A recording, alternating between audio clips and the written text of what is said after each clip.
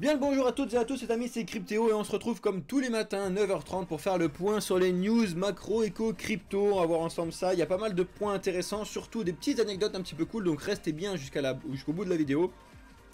Comme d'habitude le Watcham tu connais bien, n'hésite pas à mettre un like sur la vidéo si t'aimes bien ce qu'on te dit, ça prend 2 secondes et pour le coup ça soutient énormément la chaîne et notre projet. Un commentaire s'il y a un truc que t'as pas compris, que tu veux qu'on analyse avec toi dans le Discord ou quoi, pas de souci, et sois bien abonné pour ne pas louper tout ce qu'on vous propose.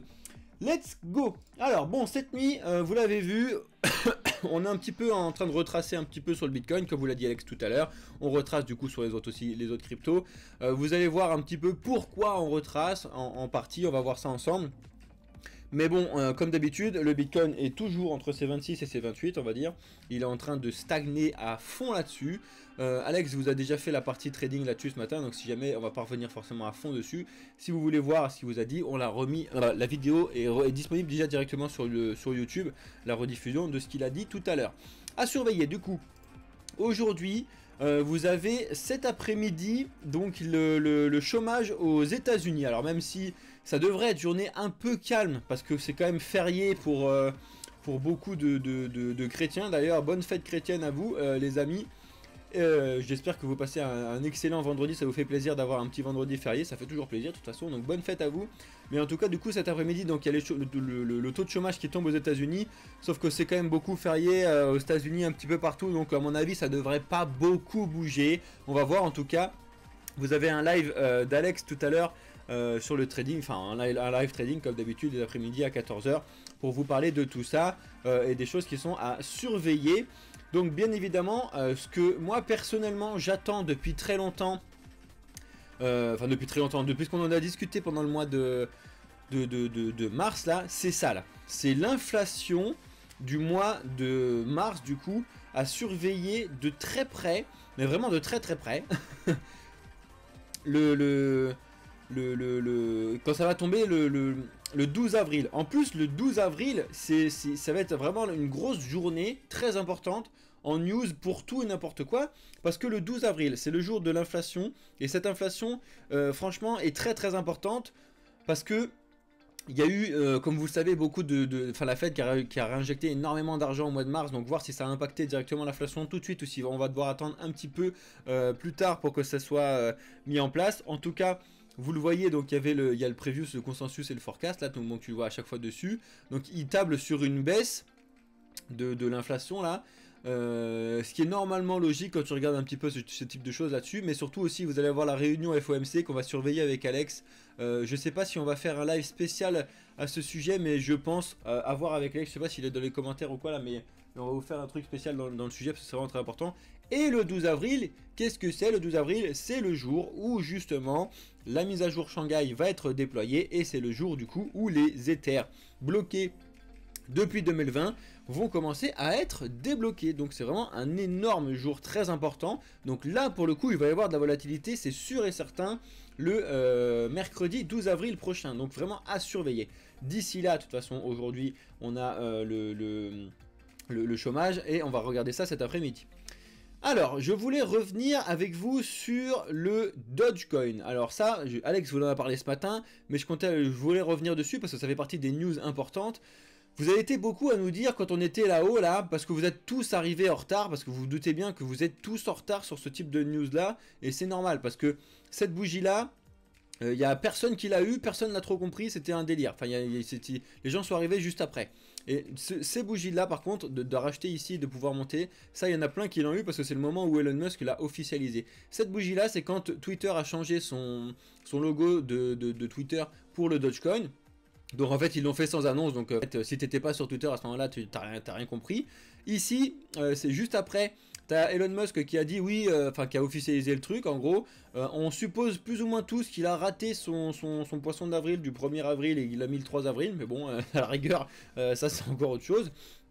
Et là, vous êtes tous arrivés après la guerre, vous êtes tous arrivés le 4 et vous avez tous dit est-ce que c'est le moment d'acheter du Dodge et tout avec ce qui se passe, c'est génial et tout machin. On vous a dit attention, on n'est pas sur un moment où il faut acheter. Et quand on a des mouvements comme ça qui ne sont pas logiques, de news qui servent à rien côté... qui n'apportent rien, on va dire, au marché des cryptos, il y a de fortes chances, encore une fois, on prend des pincettes, on vous l'avait dit l'autre fois, parce que ça aurait pu pousser si jamais on avait eu une poussée du Bitcoin, etc. Mais justement, à ce moment-là, on voyait que le Bitcoin ne poussait pas. Donc, on vous a dit, attention, la logique des choses, c'est que le marché revienne avant la news et après pour repartir de base. Et c'est exactement ce qu'il est en train de faire depuis cette nuit, parce que justement, vous allez voir là-dessus, je vous le montre. Hop, il n'y a plus le logo le logo de Twitter est revenu, donc tout est revenu à la normale et il n'y a pas eu d'annonce. Regardez, c'est le truc d'Elon Musk, il parle de tous ses lancements de SpaceX dernièrement et il s'en fout, il n'a pas relayé le fait qu'il l'ait enlevé. Donc tout le monde s'en fout et donc qu'est-ce qui se passe quand tout le monde s'en fout? On baisse. Et ça c'est vraiment intéressant. Donc je sais pas si je peux vous parler je vais parler de la news d'Elon Musk tout de suite parce qu'on parle du Dodge. Du coup c'est assez intéressant parce que c'est le même moment où Elon Musk se faisait attaquer justement par manipulation du Dodge. Donc est-ce qu'il y a des gens qui se disent tiens, deux choses, il s'est manipulé sur... Enfin il doit des sous par rapport à sa manipulation sur le Dodge et en plus il doit des sous par rapport à Twitter. Donc est-ce qu'il n'aurait pas fait une manipulation hausse-baisse? Ou en gros, il achète avant, il revend en haut et il revend enfin il met un short en haut et après il rachète en bas et lui ça lui couvre du coup toutes ses dépenses et tous ces trucs. Why not hein, à voir. Franchement, je sais pas si c'est ce qu'il a fait, si juste ils sont fous et ils s'amusent. Franchement, on ne le saura jamais. En tout cas, on vous l'avait dit, attention à surveiller. La même chose pour ses confrères, à savoir le Shiba qui avait un petit peu moins explosé, mais pareil, il revient. Et encore, le Floki c'est encore plus propre parce qu'il a vraiment pété et il est revenu pile là ce matin, pile poil là où on l'a laissé quand ça a pété. Donc voilà, il y en a d'autres aussi, mais ça c'est vraiment les trois principaux que j'avais relevés et qui sont quand même les trois principaux meme coins connus, on va dire. Sur la toile, même s'il y a aussi le baby Dodge, du genre de truc. Mais voilà, donc je voulais vous donner ces news là, si vous ne l'avez pas vu passer, c'était très important en tout cas. Et comme d'habitude, faites vraiment très attention quand vous faites vos investissements, surtout quand vous investissez sur des news comme ça. Normalement, le marché redevient normal à ce qui se passe après. C'est l'avantage d'avoir un marché décentralisé comme les cryptos, parce que du coup, c'est pas les news qui vont l'embêter sur le long terme. Donc à voir. Et pour le coup, pour le Bitcoin, bon bah on s'ennuie. Voilà, ça c'est en 4 heures. Alex vous l'a dit, on est toujours bloqué sur cette... moi j'ai pas pile poil la même résistance que lui, parce que c'est plutôt une zone, mais bref, sur les 28 600. Et entre les 28 600 et les 26 600, voilà, bon on s'ennuie, hein, il n'y a pas de grand chose. Juste le seul truc qu'on voit, c'est qu'on n'est pas encore revenu taper les 28 600 depuis un petit moment. On les a tapés une fois, deux fois, trois fois, mais là on n'est pas revenu. On est remonté, là on n'est pas revenu. Donc est-ce que là on va retaper les 28 000, les 26 600, etc. Franchement à suivre. Pour l'instant, comme on vous l'a dit, c'est férié aujourd'hui. Il n'y a pas beaucoup de gens qui vont trader. Il n'y a pas beaucoup de news. On va voir cet après-midi quand Alex va nous faire le point là-dessus. Mais il vous l'a dit, c'est ce que je pense aussi. À mon avis, il n'y aura pas énormément de trucs jusqu'à lundi, voire jusqu'à la semaine prochaine. Donc à voir. Quel était le point que je voulais... Ah oui, ça c'était très important que je voulais vous montrer ça. Si ça vous intéresse d'avoir un compte Twitter qui fait des recherches sur la blockchain, vous pouvez aller suivre Look on Chain qui vous fait des trades comme ça, qui vous explique un petit peu comment ça fonctionne. Il va chercher, il va diguer un petit peu les informations. Là ils se sont posé la question de qui est le plus gros owner de Dogecoin, est-ce que c'est Elon Musk, etc. Et il fait une petite recherche et il regarde un petit peu tout ce qui se passe là-dessus, les achats, les ventes et tout. Ça peut être super cool de regarder ça. Voilà, donc ça c'était vraiment les petits points à ne surtout pas louper. Je vous ai mis ça en début de vidéo comme d'habitude. Et maintenant on va faire le point sur les autres news. Alors ça c'est assez drôle et c'est en même temps je vous la mets parce que je vais pas vous la lire parce que vous pouvez tous aller sur crypto c'était lire la news, mais je vous la mets pour pouvoir vous rappeler quelque chose. Un utilisateur dépense par erreur 100 Ether pour un NFT gratuit sur OpenSea. Comme d'habitude, dans le monde des NFT, il y a encore plein de gens qui vont dire voilà, encore un mec qui s'est fait arnaquer. Non, les amis, malheureusement, vous ne vous faites pas arnaquer, c'est vous qui faites des bêtises. Je vous le répète, 99% du temps, les gens qui perdent de l'argent à cause de MetaMask, des NFT, etc., c'est parce que vous avez fait la bêtise. C'est parce que vous l'avez envoyé, c'est parce que vous avez signé un contrat qui était fraudulé, que du coup vous n'avez pas vérifié, etc. Donc je vous le répète, c'est pour ça que je vous montre cette news. faites attention à vous. Et la meilleure chose pour pouvoir faire attention à vous, c'est de vous faire accompagner et de vous faire former pour vous montrer comment ça s'utilise. Encore une fois, on vous le répète, vous êtes tous là à vouloir conduire une Ferrari alors que vous n'avez pas encore le permis. Et comme d'habitude, avant de conduire la Ferrari, tu passes ton permis, tu achètes une petite voiture, tu te fais les mains dessus et après tu achètes ta Ferrari. Sinon, ça va te coûter très cher. Donc là tu le vois, on a tu peux aller chercher l'information directement sur la transaction dessus. Donc il a pris un NFT pour 100 Ether sur la Blur Pool là. Faites attention à vous, faites attention à vous, faites attention à vous. J'ai rien de mieux à dire que là, si ça vous intéresse de voir ce qui s'est passé sur cette dépense là, allez le voir sur cette news là, mais faites attention à vous. On enchaîne, on a un plan du gouvernement pour réguler Sorare et les pionniers du Web3. Donc c'est Nicolas Julia, donc le cofondateur et le CEO de Sorare qui a mis ça sur LinkedIn, qui a dit que la France travaillait à une mise en place d'un cadre réglementaire adapté à l'innovation apportée par le Web3. Donc pour lui c'est une très très bonne nouvelle de faire ça, de mettre ça en place et que ça va bénéficier Sorare entre autres. Sorare, pour ceux qui sont complètement perdus, Sorare c'est un jeu Web3 où en fait tu peux avoir t'as des cartes de tes joueurs préférés de foot, etc. Il y a foot, basketball et baseball je crois. Et en fait quand ils vont jouer réellement leur match, ils vont avoir un certain niveau, un certain nombre de points. Donc en fait c'est des cartes NFT qui sont reliées au monde réel. Je trouve ça, quand tu arrives à lier les NFT au monde réel, c'est quand même assez drôle, assez fun. Donc si ça vous intéresse, allez voir Sorare. En tout cas voilà, il y a de la régulation quand même quand c'est bien fait. Bah t'as des gens comme Nicolas Julia qui sont assez contents de ce qui se passe. On enchaîne, alors ça Alex vous l'a dit, mais j'étais obligé de vous le redire parce que c'est normal. Il vous l'a dit hier, vous a fait une petite vidéo sur nos réseaux.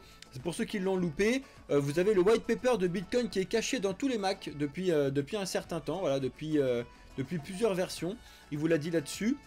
Vous pouvez le voir tout seul hein, si vous voulez. Vous tapez cette commande là dans le terminal de votre Mac et vous verrez arriver le white paper de Bitcoin.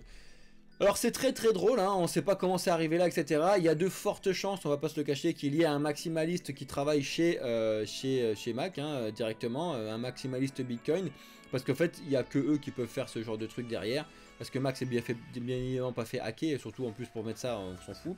C'est à mon avis juste un maximaliste qui a mis ce truc là derrière. Et en tout cas, si ça vous intéresse, vous avez un petit article qui résume tout ça sur waxy.org, là bon ça c'est en anglais mais je sais que vous avez un bon niveau en anglais. Bref, on enchaîne. On a JP Morgan qui serait potentiellement la main invisible derrière l'affaire Ripple contre la SEC. Alors pareil, cette news je vous laisserai la lire si ça vous intéresse, je vous la remettrai dans le Discord si ça vous intéresse. Pareil, c'était juste pour vous faire un rappel que oui, effectivement, en ce moment vous savez qu'il y a la SEC qui a attaqué Ripple depuis des années, donc le Ripple XRP, et que là il y a de fortes chances que le XRP gagne ce procès. Pour rappel, la news, vous la lirez, je m'en fous, c'est pas le budget de vous lire les news, le budget c'est de vous apporter des informations que vous n'avez pas forcément, et de vous rappeler des choses. Pour rappel, la juge Torres, là, maintenant elle a toutes ses cartes en main, et en fait tout le monde attend son jugement. C'est elle qui va dire oui, non, peut-être, merde, et on doit attendre ce qui se passe, parce que elle n'a pas donné de date officielle. Il y en a plein qui parlaient justement, l'autre fois c'était le 30 ou le 31 mars, bon on a bien vu que c'était pas ça, et en fait on sait pas, ça peut tomber aujourd'hui, ça peut tomber demain, ça peut tomber dans un mois, dans 2 mois, dans 3 mois, elle fait ce qu'elle veut, c'est elle qui a la décision, et elle pourra le dire.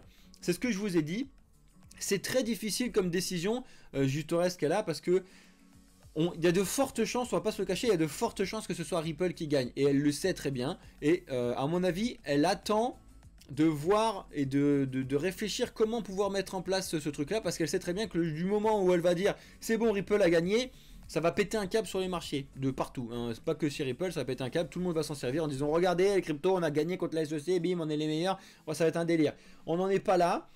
Et elle le sait que ça va foutre le bazar comme ça. Donc elle est en train d'essayer de trouver le meilleur moment pour pouvoir placer le truc. Mais il y a quand même de fortes chances que ce soit gagnant. Encore une fois, attention, le Ripple, je vous le remontre, il a déjà, il est où mon XRP?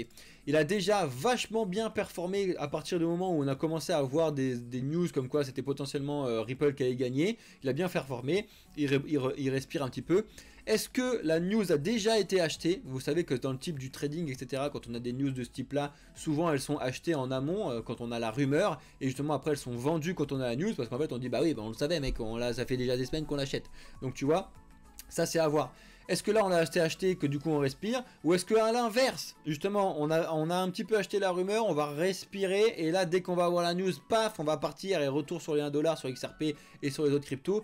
Franchement, personne ne le sait, faites vraiment très attention, on est les premiers à vous dire de faire attention, du coup c'est pas pour vous dire, ouais c'est sûr, ça foutez tout sur XRP, ça va arriver à 1$, 1,50$ dès qu'elle va annoncer que c'est gagné. Non, c'est pas sûr du tout, personne ne le sait, on n'en sait rien, ça se trouve ça va faire l'inverse total, ça se trouve en plus elle va annoncer qu'ils ont perdu, enfin franchement, on n'en est vraiment pas là, ça se trouve elle va annoncer qu'ils ont gagné, mais il y a la SEC qui va faire un recours en cassation, enfin bref, il y a plein de choses qui peuvent se passer, donc vraiment faites très attention quand vous regardez ce type de news, c'est vraiment important. Et pourquoi je vous ai mis ce truc là, c'est parce que potentiellement JP Morgan jouerait un petit peu derrière à tirer les ficelles comme on peut le voir sur cette photo. En tout cas si ça vous intéresse, vous avez un super article sur Coin Tribune.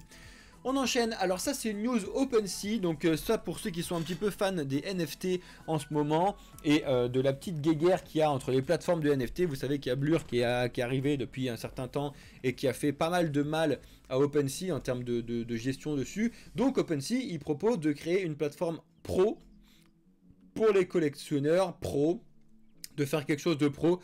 Alors franchement, je ne sais pas trop ce qu'ils vont proposer dessus, qu'est-ce qui va être mis en place, est-ce que ça va être un truc insane, est-ce que ça va être un truc éclaté. En tout cas, bon, on sait que c'est directement pour pouvoir faire de la concurrence avec ce que propose Blur, etc.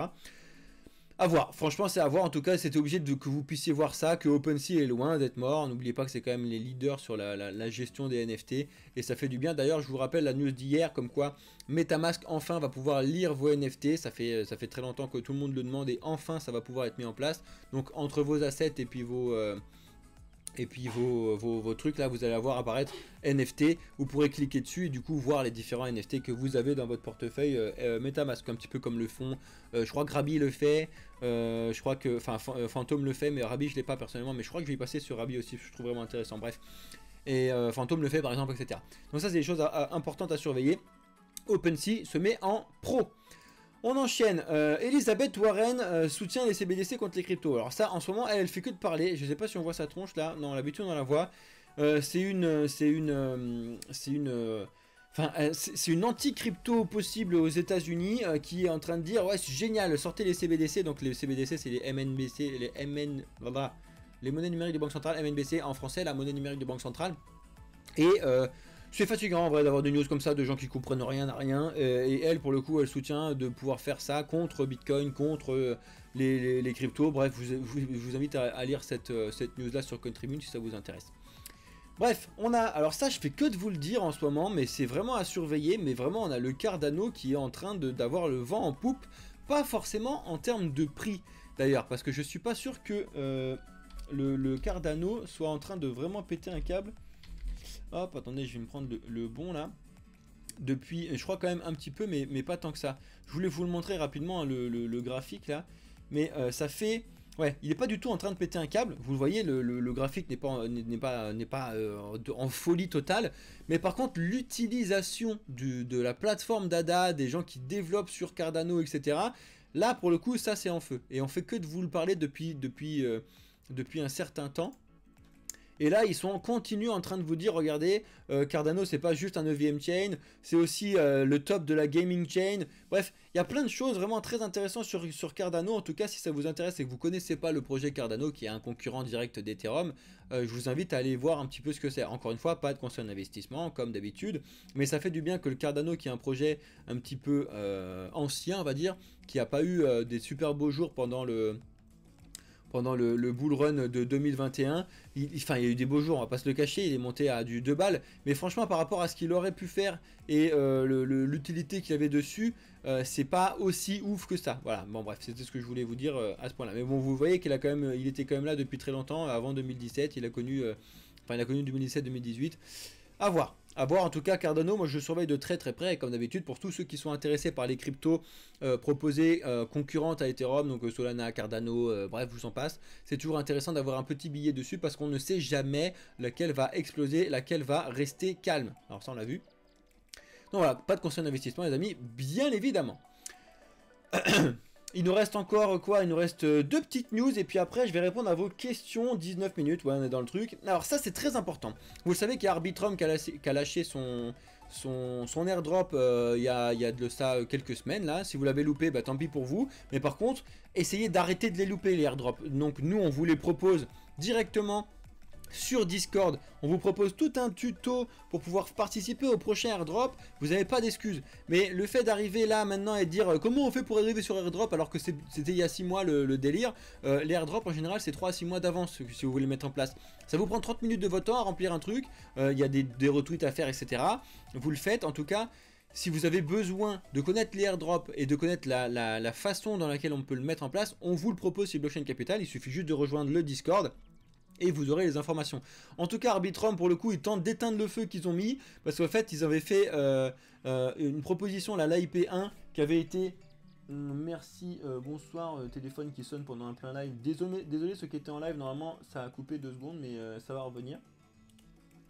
Ça aussi, je devrais couper mes trucs de tel. Bref, on s'en fout. Arbitrum, faire très attention parce qu'ils avaient proposé une AIP 01 là, qui avait fait un gros débat parce qu'en fait, tout le monde avait voté contre, alors que eux, ils avaient dit en fait, c'était pas un vote qu'on voulait vous faire, c'était vous dire qu'on allait le mettre à jour. Donc en fait, du coup, ils savent pas comment gérer ça. Si ça vous intéresse, allez voir la news sur le journal du coin. Et on va finir avec cette petite news là qui me fait bien marrer, qui fait bien marrer tout le monde dans le système des cryptos. C'est que Satoshi Nakamoto, donc le créateur de Bitcoin, on ne sait pas si c'est ils, on ne sait pas. Il aurait eu 48 ans le 5 avril. C'est un petit peu le truc drôle du moment. Donc tout le monde a cette photo là parce que c'est la photo du vrai mec qui s'appelle vraiment Satoshi Nakamoto en vrai. Bien évidemment c'est pas lui, hein, on va pas se le cacher. Bref, et donc c'est la petite légende. Et en fait si vous allez sur P2P Foundation, donc la fondation peer-to-peer alternative, vous avez la page de Satoshi Nakamoto. Et c'est là où on voit du coup que c'est un homme qui a 48 ans et qui vient du Japon. Donc c'est assez drôle, ça fait partie des petits liens mystiques, etc. Si vous êtes intéressé, je vais vous préparer des vidéos et des lives sur un petit peu les rumeurs qui tournent autour de qui est Satoshi Nakamoto, qui peut être Satoshi Nakamoto. Ça peut être super cool et super drôle à voir ensemble. En tout cas, voilà, c'était un petit truc fun. Et je suis en train de résumer un petit peu toutes les dates importantes à retenir, les anniversaires importants. Bitcoin, le Pizza Day, etc. Comme ça au moins on vous le met sur un calendrier. Il y a des dates un petit peu importantes quand vous êtes dans le monde des cryptos qui sont à fêter, un peu comme aujourd'hui vous le faites pour les chrétiens qui fêtent aujourd'hui, bref. Mais dans le monde des cryptos, ça serait bien qu'on... Peut-être que bientôt il y aura des jours fériés sur le mise à jour du white paper de Bitcoin, ce serait insane. Bref. Donc voilà, j'ai fait le tour des news les amis, je vais maintenant répondre à vos questions que ce soit sur Twitch ou sur TikTok. C'était un petit tour de news rapide aujourd'hui, mais bon comme d'habitude on a pris un petit certain temps. Je rappelle comme d'habitude que vous avez tous les matins matinal trading, matinal news avec moi. Cet après-midi vous allez avoir le live trading à 14 h avec Alex, donc restez là bien si vous avez envie de suivre ça. Je vous le rappelle que ce soir à 18 h comme tous les vendredis soirs maintenant on va faire du Dior ensemble, donc on va regarder des projets et on va rechercher un petit peu... je vais vous montrer quels sont les points à regarder quand on fait une recherche. Bien évidemment, pas de conseil d'investissement. C'est pas parce qu'on va rechercher tel ou tel projet qu'il va falloir investir dessus, bien évidemment. Ensuite, on va avoir un Ask Me Anything qu'on va mettre avec Gauthier, potentiellement avec Alex. On va voir s'il vient ou pas. Mais comme on l'a fait tous les soirs, répondre à vos questions un peu dans le monde crypto, financier, etc. Et ce soir, exceptionnellement, alors là pour le coup, c'est que pour les VIP sur Discord. Mais Alex vous fait une session de trading en live avec uniquement les gens qui ont pris le VIP sur Discord. On va mettre ça de plus en plus pour que les VIP se sentent un peu plus, encore plus j'ai envie de vous dire, valorisés par rapport à ce qu'ils posent. En tout cas ceux qui prennent le VIP, ce qu'on vous propose c'est juste vraiment insane comparé à ce qui existe sur le marché. Bref, donc merci à ceux qui ont regardé la vidéo sur YouTube. Je vous laisse là et je reste avec ceux sur Twitch et sur TikTok pour répondre à vos questions. C'était Cryptéo pour la chaîne de Blockchain Capital et vous faire le matinal news comme tous les matins. Ciao, bonne journée à vous les amis.